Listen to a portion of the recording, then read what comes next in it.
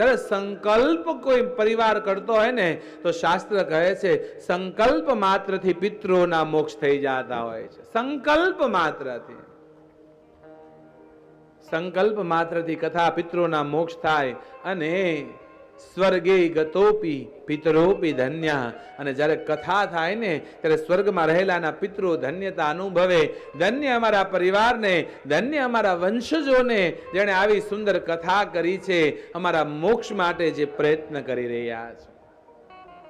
પિતૃનો મોક્ષ તો સંકલ્પથી થઈ જાય, પણ આ કથા આપણા માટે છે. મરી ગયા પછી તો કથા કોઈ સાંભળે કે ન સાંભળે ખબર નહીં, જીવતા છે ત્યારે સાંભળો બસ.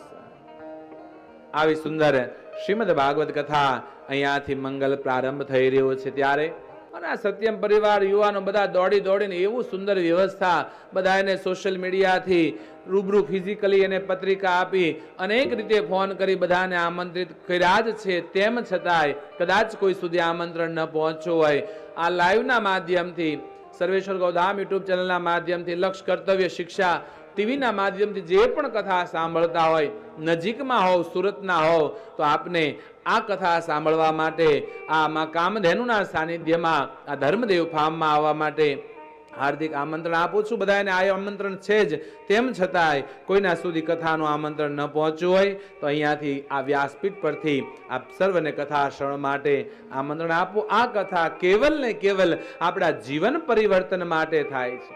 જીવનમાં કંઈક બદલાવ લાવે, જીવનમાં કંઈક ખૂટે છે એ ભરાઈ જાય બસ.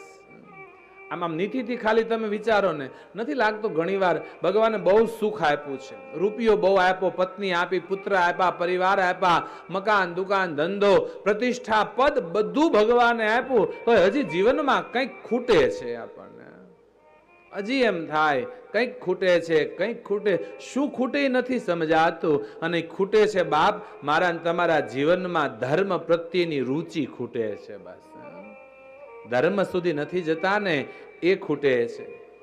એ ખૂટતું જીવન આ કથાથી પૂર્ણ થશે બાપ. એક અધૂરપ જે જીવનમાં અનુભવીએ છીએ ને, એ આ કથાથી પૂર્ણ થશે. એટલા માટે આ સુંદર કથા છે. સર્વને આમાં આવવા માટે હાર્દિક આમંત્રણ. કદાચ કોઈને કાંઈ તકલીફ હોય, વાંધો વચકો હોય તો હું આપને આ વ્યાસપીઠ પરથી, આ તો સર્વજન સુખાય સર્વજન હિતાય કથા થઈ રહી છે ત્યારે આપ સર્વને કથામાં આવવા માટે હાર્દિક આમંત્રણ આપું છું.